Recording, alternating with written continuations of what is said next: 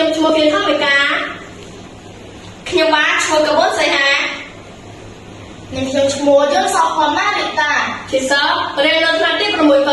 នៃសាលាអន្តរជាតិ UPL សូម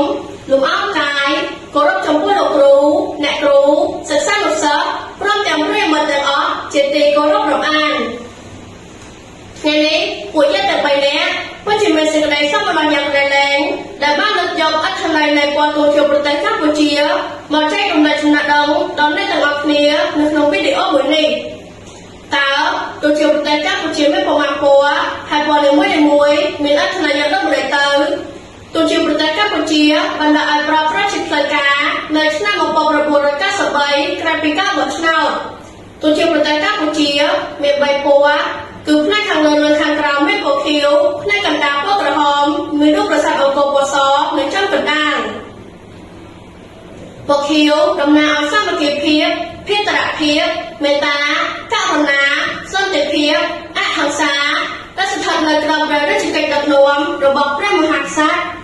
និងតំណាងឲ្យភាពត្រជាក់ត្រជុំនៃធម្មជាតិដ៏ស្រស់បំព្រង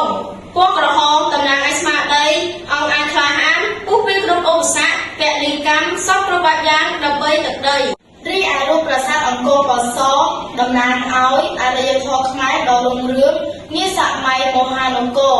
និងតំណាងសាសនាសិលធម៌និងចរិយាធម៌ជាចុងបញ្ចប់នេះខ្ញុំសូមអរគុណដល់លោកគ្រូអ្នកគ្រូសិស្សានុសិស្សព្រមទាំងប្រិយមិត្តដែលបានចំណាយពេលទស្សនាវីដេអូមួយនេះតាំងពីដើមរហូតដល់ចប់ហើយនេះខ្ញុំសង្ឃឹមយ៉ាងមុតមមថាសិស្សានុសិស្សនឹងអាចយល់ដឹង